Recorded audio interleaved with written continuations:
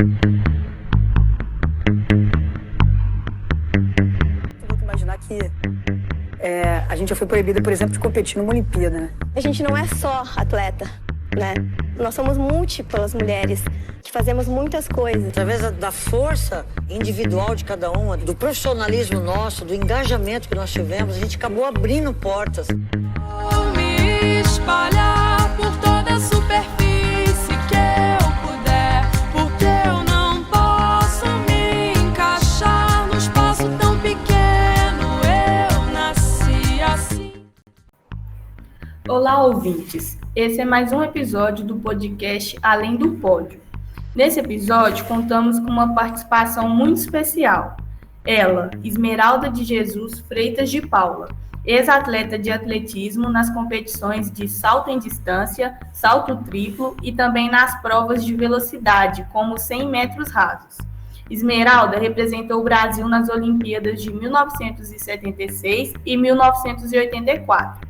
Também foi campeã nos Jogos Pan-Americanos em Caracas, 1983. Agora, queridos ouvintes, fiquem com a nossa entrevista, que foi realizada dia 22 de julho de 2024, com essa atleta magnífica do nosso atletismo brasileiro.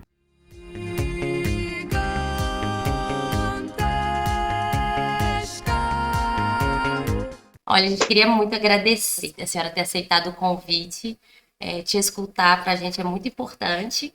Então, a gente tem feito uma pesquisa desde 2022, tentando compreender um pouquinho a trajetória das mulheres brasileiras que chegaram aos Jogos Olímpicos, o que elas vivenciaram lá.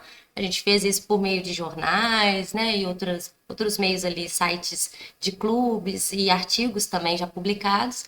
E a gente ficou muito encantada com os feitos, né, dessas mulheres, e entre elas os seus.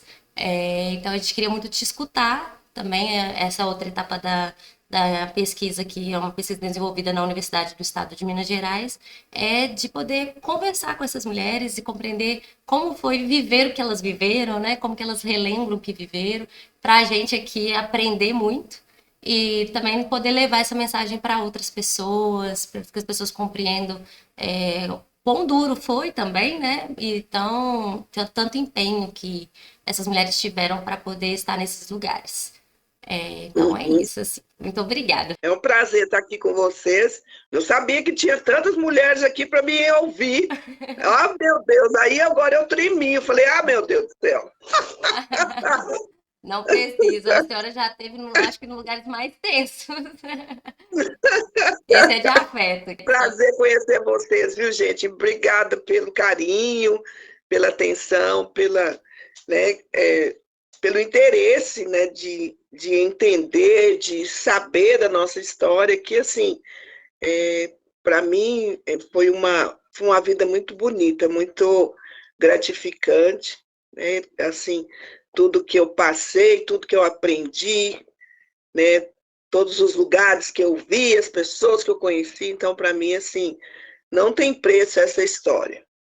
Então, a ideia dessa entrevista é a gente conhecer um pouquinho a Esmeralda, né? E qual foi o percurso que ela traçou aí nos esportes, nos Jogos Olímpicos e depois dos Jogos também. Então, as perguntas, elas são bem... fazem esse caminho, né? E a gente então queria, assim, entender quem é a Esmeralda, como que a senhora se apresenta? Hoje, o meu nome é Esmeralda de Jesus Freitas de Paula, não é Garcia mais, que eu me separei e casei novamente, né?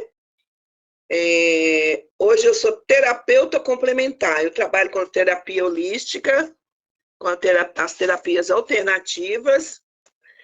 Saí do esporte fazem 3 anos, né? Antes, assim, eu trabalho com terapia fazem 20 anos. Assim, quando eu saí do esporte, eu comecei a estudar. Comecei a estudar exatamente por causa de algumas coisas que aconteceram dentro do esporte que eu não compreendia e a psicologia não me convencia.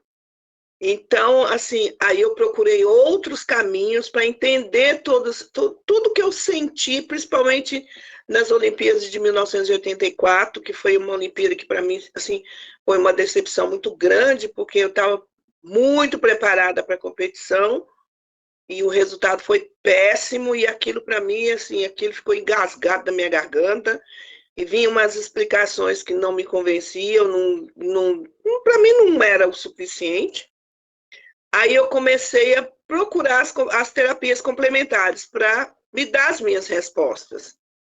Comecei a estudar, e estudei por mais ou menos 6 anos, e aí depois eu comecei a trabalhar, me interessei, comecei a trabalhar, e assim estou até hoje trabalhando com as terapias, que é a minha paixão, é a minha segunda paixão, né? Porque antes era o esporte, hoje a minha segunda paixão são as terapias, porque assim, uma forma de poder ajudar as pessoas com muita eficiência, com umas respostas que elas compreendem melhor os processos que elas passam, os processos emocionais, mentais, espirituais também, físicos, o porquê de tudo, como acontece, como começa, onde eu tenho que trabalhar para poder melhorar essas situações.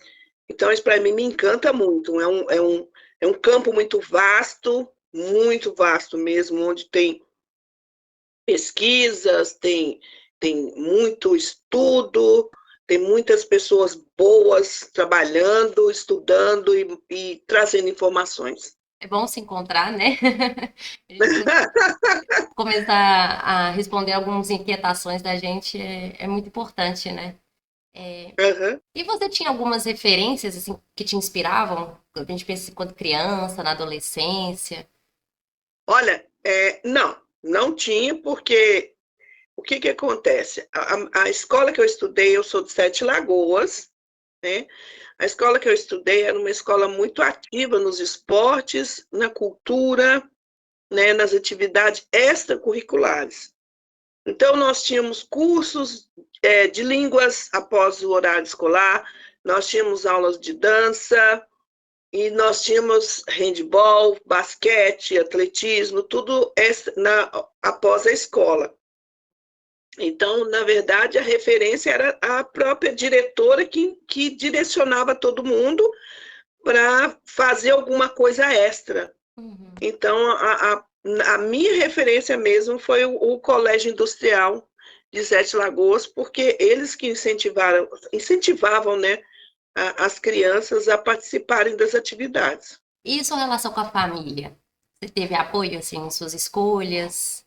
Sim, meu pai sempre me apoiou muito, a minha mãe, mas quem me apoiava mais mesmo era meu pai. Se tivesse uma memória de infância, assim, para a senhora compartilhar com a gente, qual que a senhora escolheria? A memória de infância brincando nas férias em córregos, na casa da minha tia. Essa é uma memória assim, bem gostosa que eu tenho, comendo goiaba na beirada do córrego, que para mim era, assim, são coisas que eu lembro que era muito gostoso. A gente ficava dentro daquele rio o dia inteiro, saía até enrugada dentro daquele lugar. E acho que isso são memórias muito bacanas. Em Minas a gente tinha muito dessas, tem assim bastante lugar bacana ainda, né? Mas essa é uma memória que me traz assim, umas lembranças muito boas. Esmeralda ainda nos relata sobre como foi sua inserção nos esportes quando era jovem. Eu comecei no handball, e aí eu participava dos jogos, principalmente a gente tinha em Minas, e nós tínhamos os Jogos da Primavera, então nós participávamos pelo colégio. Aí teve uma eliminatória dos Jogos Estudantis Brasileiros em Belo Horizonte, e um amigo resolveu me levar para essa eliminatória. Eu fui para brincar, eu fui para zoar, para correr. Ele falou, vamos lá para você correr os 100 metros, você corre bem, vamos ver, não sei o quê. Eu falei, vamos, para mim, é tudo farra, né? Quando a gente é adolescente, tudo é farra. E aí eu fui e eu ganhei as provas. E aí eu fui classificada para a seleção mineira dos jogos, né? Para ir para Brasília, não, era Campinas, para ir para Campinas para a competição dos jogos. Só que eu também já estava classificada no handball. Só que eu não queria saber de correr, eu não queria de atletismo. Para mim não era a minha escolha e eu não queria, não. Só que o técnico do handball e o técnico do atletismo eram amigos. Isso eu fiquei sabendo, gente, depois de muitos anos, mas muitos anos. Eles combinaram, um me cortava de uma seleção e o outro me pegava para outra. Eu fiquei sabendo disso muito depois. Por quê? Porque o handball naquela época, ele não tinha nenhuma evidência, ele não era um esporte muito conhecido, e o que eles falaram é assim, que o atletismo ele era mais promissor para mim, a nível de esporte, que eu ia me dar muito melhor no atletismo do que no handball. Aí eu fui com muita raiva, mas fui. E nos jogos eu ganhei os 100 metros, aqui em Campinas, então foi assim uma coisa muito bacana. Então esse foi o meu começo. Então eu falo que eu fui jogada no atletismo, eu não fiz escolha, me jogaram lá dentro. Ai, que bom, né? Porque deu grandes resultados maravilhosos. Exatamente. Hoje eu agradeço, né? Muito. Mas naquela época eu fiquei com muita raiva. Fiquei muito brava. E já que, né, teve essa questão, assim, o que te motivou, assim, a continuar no atletismo mesmo? Foram os resultados, né? Os resultados foram muito bons. E nessa primeira competição, eu já me classifiquei para o sul-americano infantil. Não, nem infantil não era juvenil, era categoria acima da minha. Então, isso para mim me encantou, sabe? Então, assim, na verdade, eu comecei, com 3 meses de atletismo, eu já comecei a participar da seleção brasileira. Então, assim, não é que... É que eu gostei, assim, eu gostei da competição, gostei de tudo, mas isso aí sabe, era uma coisa que eu não esperava. Minha vida virou, assim, em 3 meses ela virou a chave, assim, sabe? Virou 360 graus. Então, é bem isso.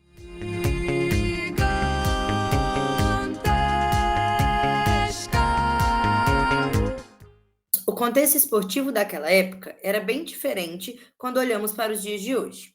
Os atletas não recebiam dinheiro para serem atletas. Pelo contrário, em muitos casos, eles tinham que trabalhar para conseguirem se manter, tanto em suas vidas pessoais quanto em suas vidas esportivas. O esporte era amador, e levando em consideração esse cenário, nem mesmo os atletas conseguiam distinguir entre o que era o alto rendimento e o que era uma mera atividade.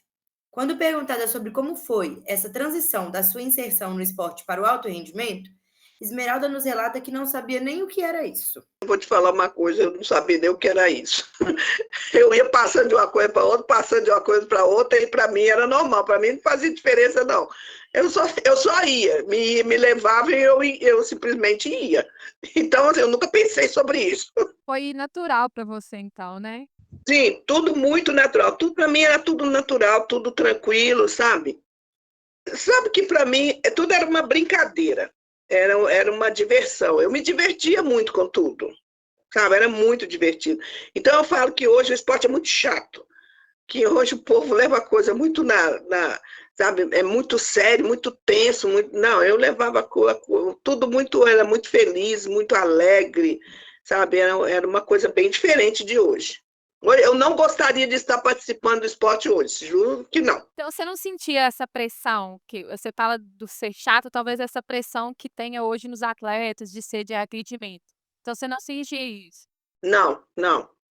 Porque eu fazia as coisas muito feliz, muito leve, fluía, sabe? As coisas, eu falo que eu deixava fluir. Tanto é que, por exemplo, na Olimpíada de 84, onde começou a pressão, eu acho que é onde eu vejo que foi o que eu senti. Foi essa pressão, essa cobrança que foi um ano muito intenso, muito forte, sabe? Aí tinha um técnico que veio da Polônia para me dar treino, sabe? Então era uma coisa, uma responsabilidade, uma coisa. Então a coisa começou a ficar chata. Aí hoje eu classifico como chata.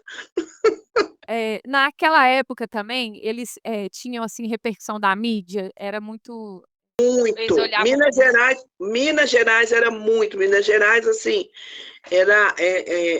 a mídia era muito, muito, muito, muito presente.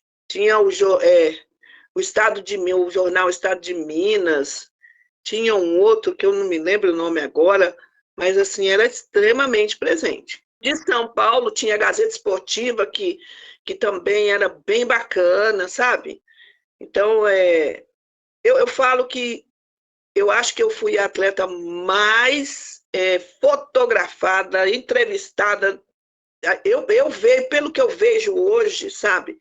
Naquela época, gente, não tinha uma semana que não tinha um no meu pé, atrás de mim, querendo saber. Tinha um jornalista que eu não me esqueço, que é o Melani. O Melani, acho que ele me entrevistava toda semana. Toda semana ele queria saber de alguma coisa. Então, era uma pessoa muito presente na minha vida. E você sentia que tinha diferenciação para tipos de repercussão para homens e mulheres, ou você acha que era no âmbito geral? Assim? Olha, eu nunca prestei atenção nisso, não, moça. Eu nunca prestei atenção, Karina. Eu juro pra você, meninas, eu nunca.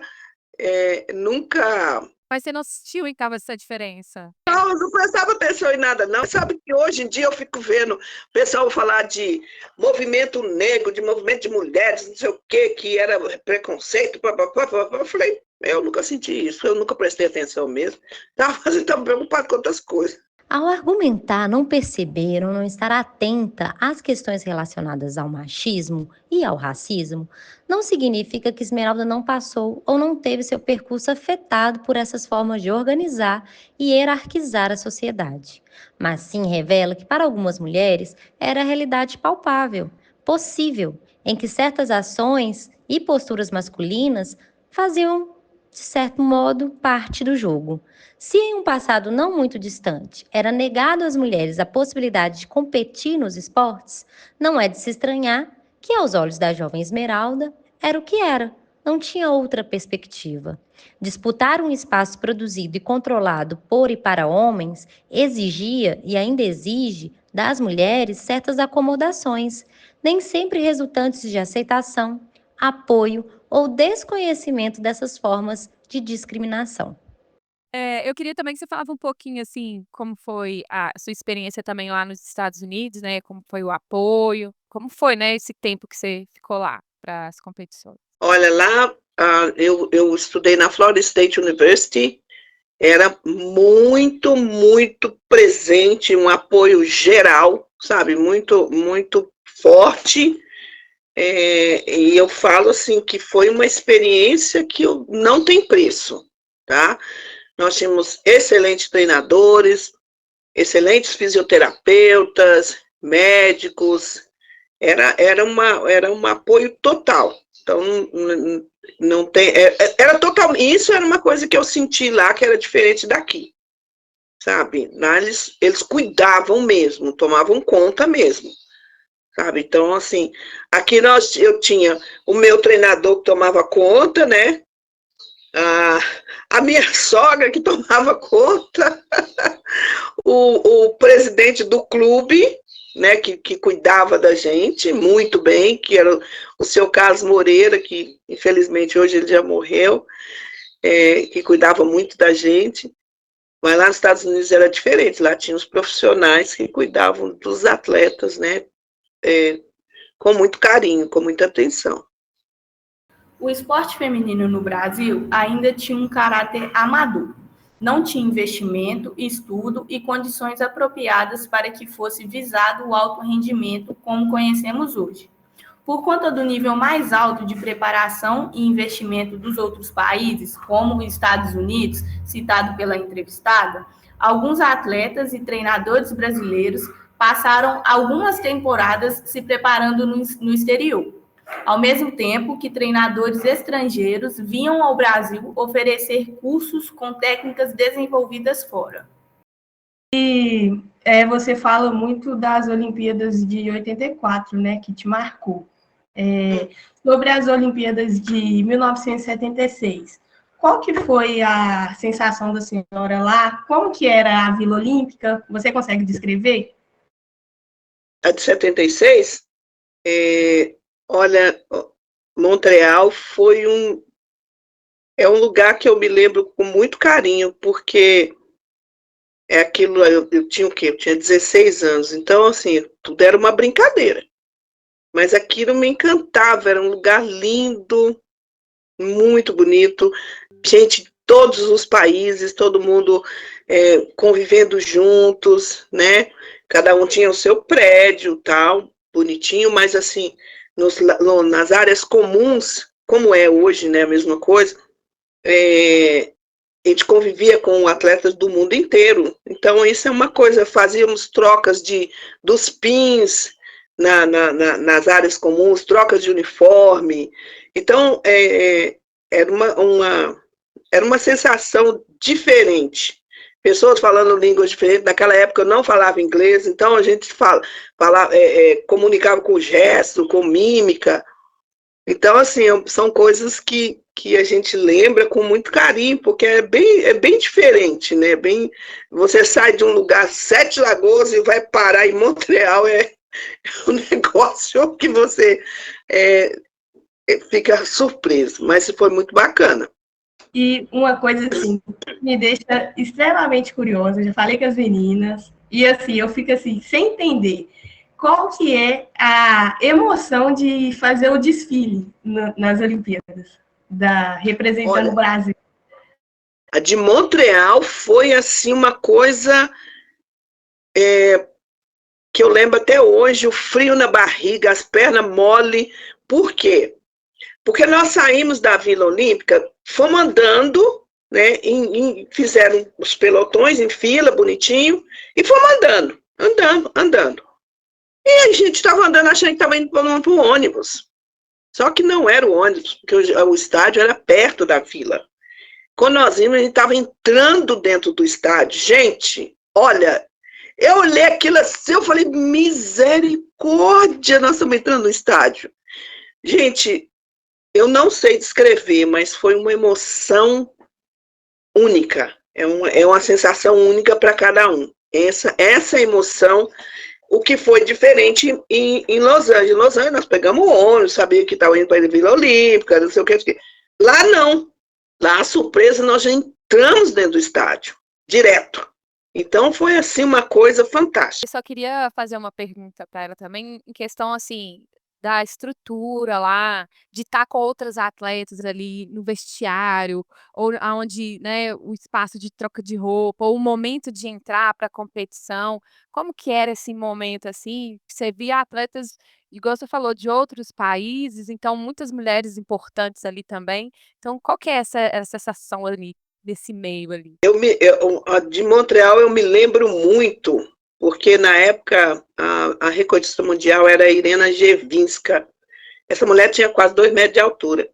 Gente, eu era pequenininha, mirradinha. Nossa, eu olhava aquela mulher do meu lado, eu quase que batia na cintura dela. Eu falei, Jesus Maria Santíssima, o que eu estou fazendo aqui, neste lugar? E aí você vê assim, sabe? Então, assim, comportamentos que você não... Olha, uma coisa muito engraçada que eu vou contar, que aconteceu comigo. Então, tinha o Juan Torena, que é o atleta cubano.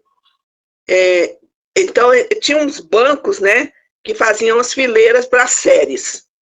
Então, a série que estava na minha frente era a série de 800 metros masculino, né? E eu estava trocando de roupa assim atrás, calçando a sapatilha. Aí eu tô calçando a sapatilha, baixei a cabeça. Aí quando eu levantei, assim, eu dei de cara com a bunda do Rotoreno na minha atrás. Ele tava trocando de roupa, gente, ali, tá nem aí, ó. Ele tirou a calça, foi vestir o short e a bunda dele no meu rosto, assim.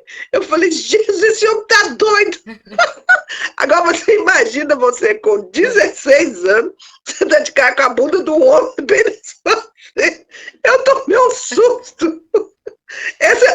Esse foi um episódio que eu nunca na minha vida esqueci. Nunca. Eu falei, eu conto, o pessoal não acredita. Eu falei, gente, eu juro por Deus. E é comum, sabe? Por exemplo, essas meninas que correm a maratona hoje do Quênia, né?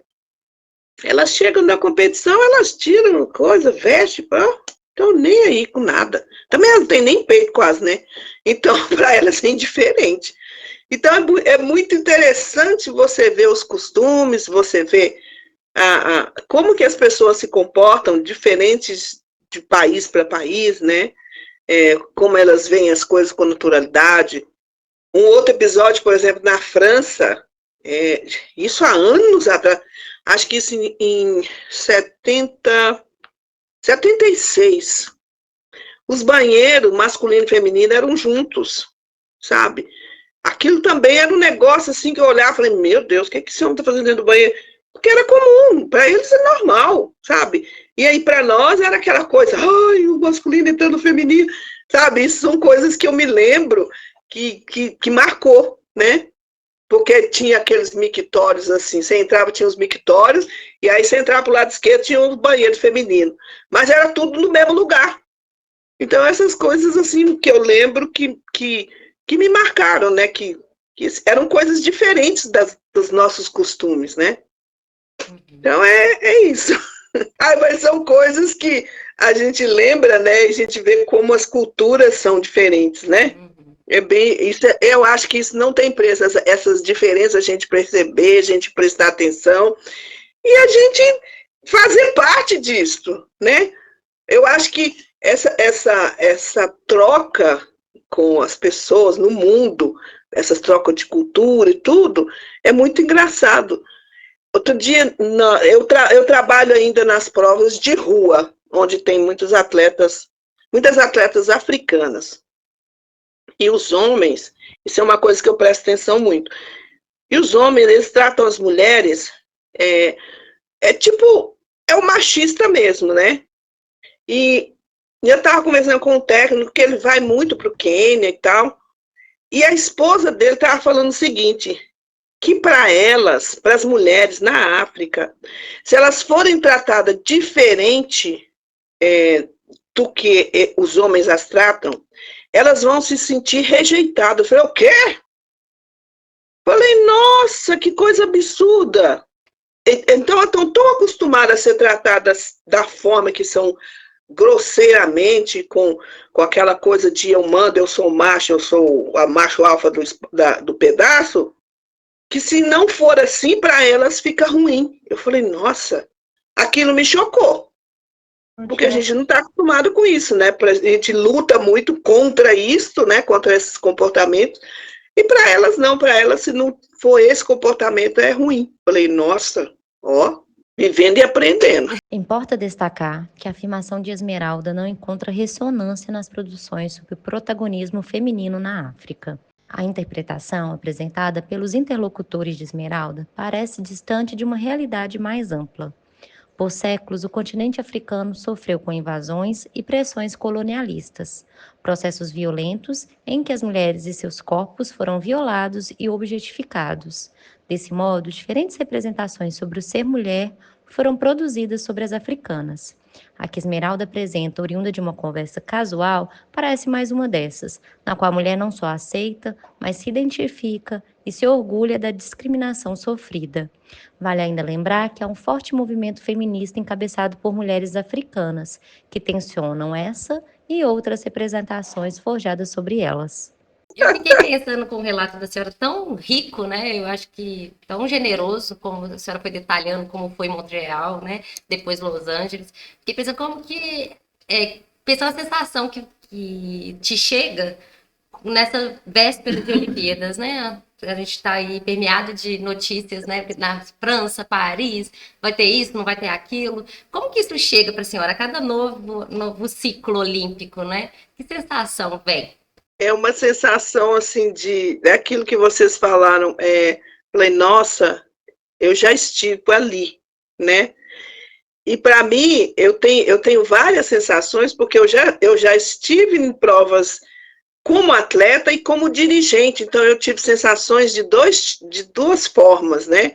Então, para mim, eu sei como eu me sinto como atleta e como eu me sinto como dirigente. São duas sensações bem diferentes. Então, você está ali, por exemplo, está na arquibancada torcendo para os atletas do Brasil. Gente, é outra coisa também que é uma sensação única. É totalmente diferente. É um negócio assim que... Fala, meu Deus, a Olimpíada, por exemplo, a Olimpíada do Rio de Janeiro, eu trabalhei também, olha, outra coisa, eu trabalhei. Então, são sensações diferentes, né?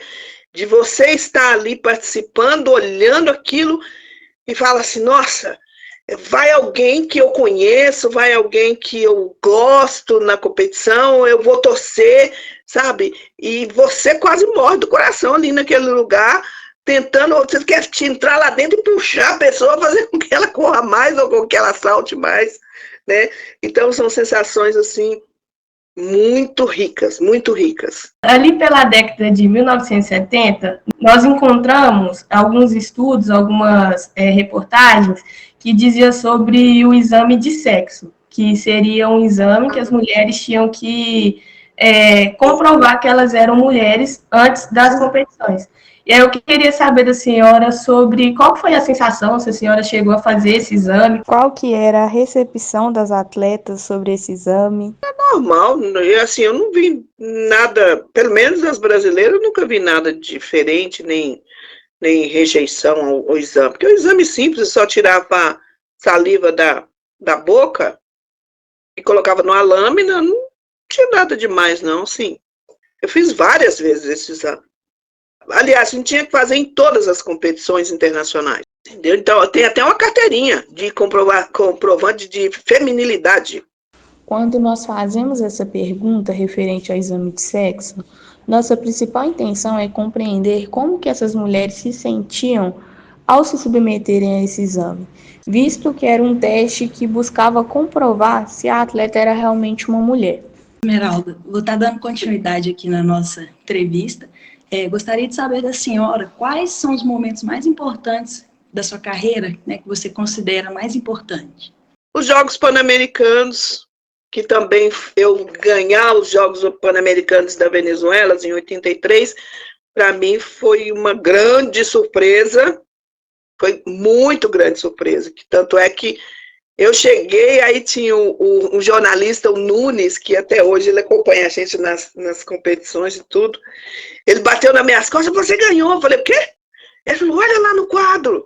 Aí, acho que tinha o painel, né, bem na frente da chegada, eu olhei assim e falei, nossa, sabe assim quando você fica, não, eu ganhei, sabe quando você nem esperava aquilo, né? Então foi uma surpresa bem agradável, é uma memória bacana que eu tenho. Coincidência, a nossa próxima pergunta seria falar qual sentimento, né, você teve de conquistar o ouro nos jogos. Qual o sentimento assim, que você teve naquele momento?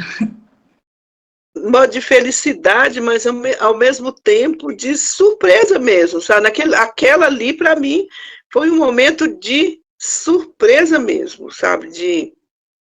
De falar assim, nossa, eu conquistei isto. E eu tenho um outro momento também, assim, que para mim isso aí já foi lá nos Estados Unidos, foi numa competição universitária, onde eu bati o recorde do salto triplo, porque o salto triplo não era reconhecido para o feminino, mas alguns países tinham, os Estados Unidos tinham o salto triplo. E eu fiz a melhor marca do mundo, e até eu lembro que o árbitro, ele sentava num banquinho assim para poder medir, né? Ele levantou, ele pulava de alegria, sabe? E assim, ele ficou assim, sabe? E ele veio e me abraçou, coisa que era a coisa mais diferente, né? Porque ele não acreditava naquilo. E eu também, assim, porque eu senti uma leveza tão grande naquele salto, tão grande, que eu senti que realmente foi um super salto. E quando ele levantou do banquinho e veio me abraçar, para mim aquilo, eu falei, nossa, ele ficou tão feliz por mim, que aquilo passou, essa sensação passou para mim, sabe? São dois momentos que eu me lembro que são muito marcantes na minha vida, são esses dois. O Comitê Olímpico Brasileiro é sempre citado quando o assunto é os Jogos Olímpicos. Durante as entrevistas que temos realizado e lendo os materiais selecionados, nos deparamos com diversas narrações que destacam as relações tensionadas entre as atletas e o COB. Dentre elas, a desvalorização da atleta Melania Luz, em detrimento da elevação do nome de Clara Miller, como a gente bem destacou no episódio anterior. Mas não para por aí. Dentre tantos relatos, a Esmeralda resolveu nos contar um pouco sobre a ausência do COB. Você falou que o COB é um caso à parte. Por quê? Ai, olha, vamos deixar o copo do lado? Vamos deixar o copo de lado, porque se eu for falar não vai prestar, não, é melhor não. Não É é melhor porque deixar. não é a primeira vez que a gente vê atletas dizendo do Comitê Olímpico de ingerências mesmo, né?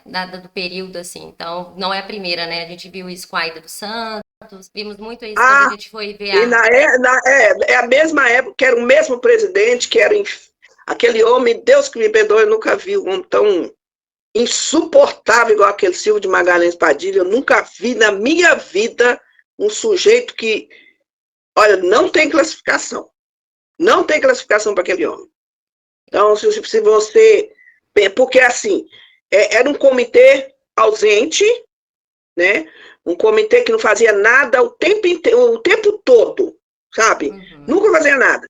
Chegava próximo das Olimpíadas e se fazia presente, mas se fazia presente para poder infernizar a vida dos atletas.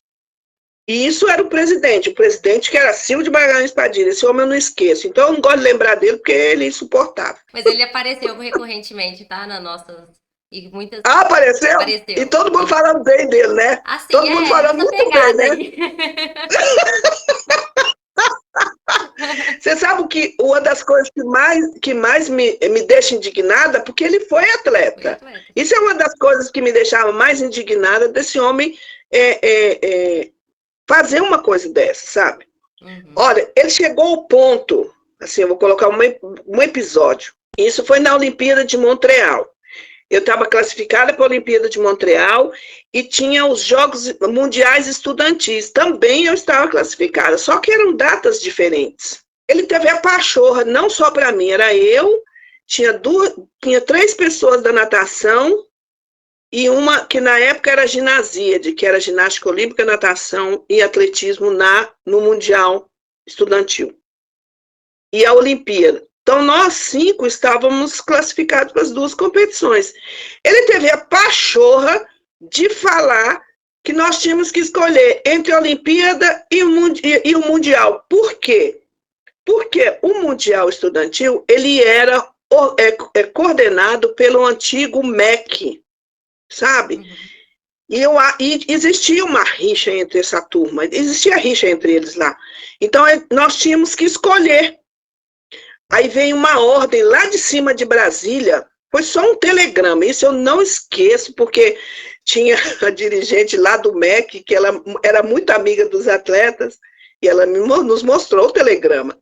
Só veio assim para ele, ó, prezado presidente Silvio de Magalhães Padilha, os atletas X, Y, nananã, irão competir no Mundial Estudantil e nas Olimpíadas.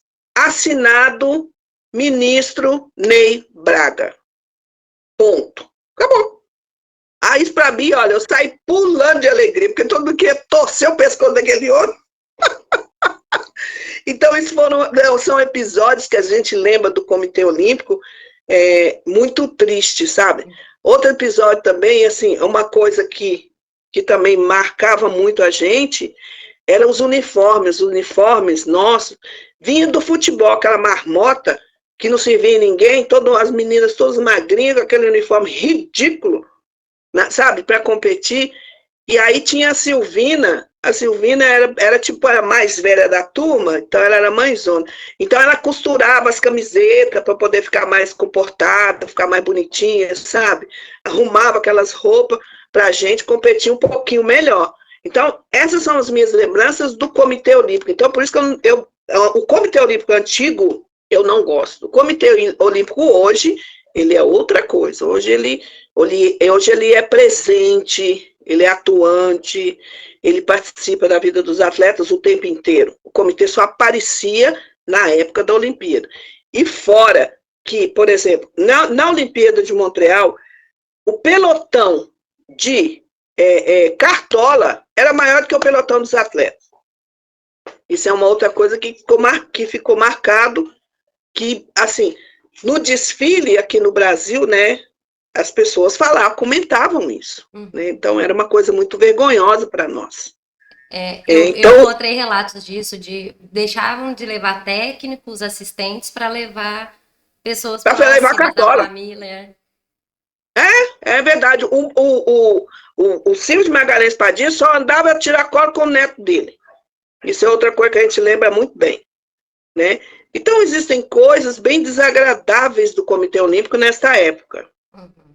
Graças a Deus que o Comitê Olímpico hoje, ele tem um outro trabalho. Hoje, por exemplo, eu já trabalhei muito com o Comitê Olímpico, né?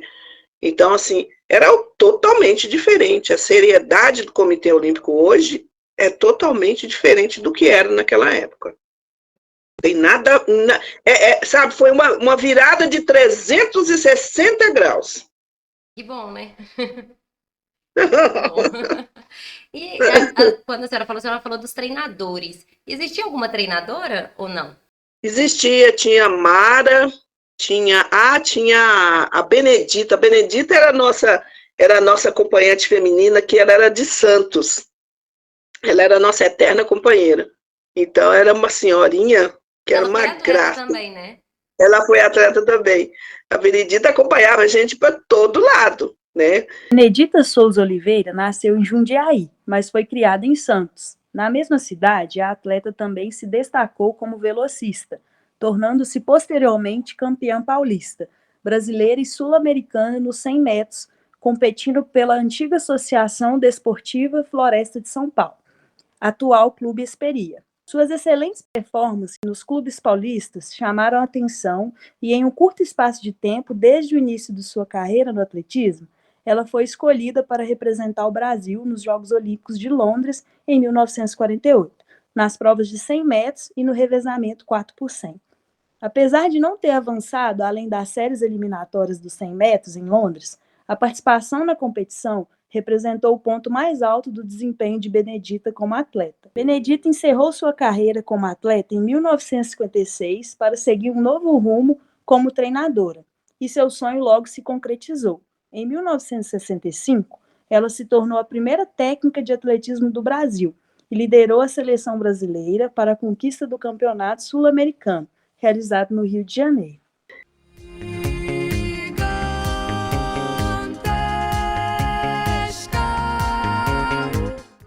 Ô Esmeralda, o que motivou a senhora a ensinar o atletismo? Foi um amigo que ele me levou para um clube aqui e praticamente, olha eu jogada nos lugares de novo, né?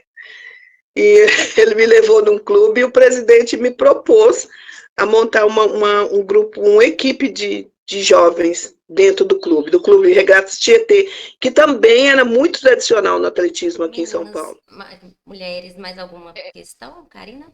Eu só tenho, eu falo um pouquinho, sabe, Esmeralda, eu sou muito curiosa, mas eu queria saber se você tem contato com as atletas, algumas atletas, né, você conversa, você tem essa troca ainda, ou depois de muito tempo, assim, se perdeu? Como que é, assim?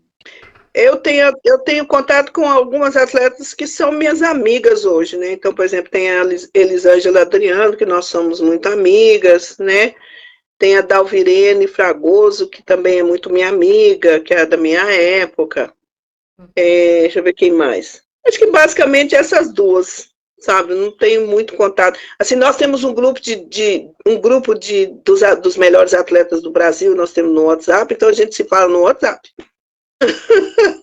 Aí tem o Zequinha, tem o Joaquim, tem o Agberto, tem a Conceição Jeremias, tem um grupo nesse grupo. Ai, então a gente fala nesse WhatsApp. Hã? Oi? Eu queria estar nesse grupo.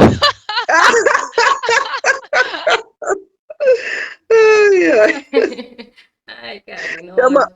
Chama os melhores do atletismo, o grupo. Nossa, que legal. É bom que vocês ficam ali, né, conversando sobre os feitos do passado, os feitos de hoje, né? Olha, feitos do passado a gente conversa muito pouco, a gente faz muita fofoca. Muita fofoca dos mal feitos de hoje. Adoro. Então a gente queria te agradecer muito, né, novamente, essa sua disponibilidade. Foi uma manhã maravilhosa, assim, eu acho que a gente aprendeu muito. Também. Eu adorei conversar com vocês. Qualquer coisa que vocês quiserem, tiver dúvida, quiserem me perguntar, é só mandar uma mensagem. A Luísa, a gente vai se falando, eu tenho o contato dela bonitinho, aí ela pode me perguntar, vocês podem perguntar o que quiser. Ai, E quem quiser pegar meu contato também, pode ficar com o meu contato, à vontade, será um prazer. Ai, que bom. Tá bom? Um prazer mesmo. Obrigada, viu? Nada, viu, meninas? Foi um prazer enorme, foi uma manhã gostosa, um bate-papo gostoso. Adorei, amei vocês, viu? Muito obrigada pelo carinho, pela atenção, pela lembrança, né? Gratidão mesmo, viu? Sucesso no trabalho de vocês e no estudo, na carreira, né? Que a educação física ela é muito bonita, ela tem muitos caminhos, muitas coisas bacanas, tá bom?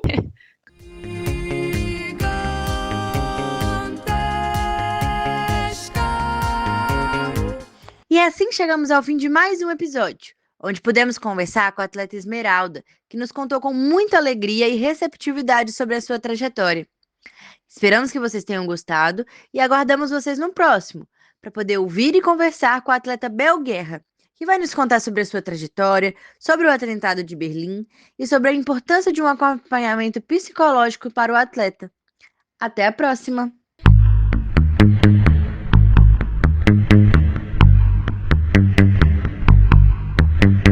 Esse episódio foi produzido por equipe de pesquisa composta por mim, Cássia Lima, as estudantes de graduação do curso de Educação Física da UENG, Luísa Lima de Paula, Sara Moreira e Mariana Oliveira, e de História também da UENG, a discente Daiane Gama. A estudante de Educação Física da UFMG, Letícia Silva, e a mestranda também da UFMG, Helena Joia. O conteúdo desse episódio e dessa série resulta de pesquisas realizadas nos anos de 2022, 2023 e 2024, todas com fomento do Programa Institucional de Apoio à Pesquisa da Universidade do Estado de Minas Gerais, conhecido pela sigla PAPQ-UENC. Tal apoio se dá pela concessão de uma bolsa de iniciação científica. No ano de 2025, também contou com o suporte do Programa de Produtividade em Pesquisa por meio da aprovação no edital 13 de 2024. A música Gigantesca, de autoria da cantora e compositora Mariana Volker, compõe a vinheta dessa série, bem como trechos de reportagem do Esporte Espetacular, exibida em 8 de março de 2024. A identidade visual da série foi concebida por Helena Joia. A gravação do episódio contou com o suporte técnico do web designer Túlio Lopes. Na edição, realizada por Sara Moreira e Mariana Oliveira, utilizamos os aplicativos Audacity e Shotcut. Para esse episódio, conversamos com a ex-atleta Esmeralda de Jesus Freitas de Paula. Essa série de podcast é vinculada à universidade pública e não conta com outras formas de financiamento.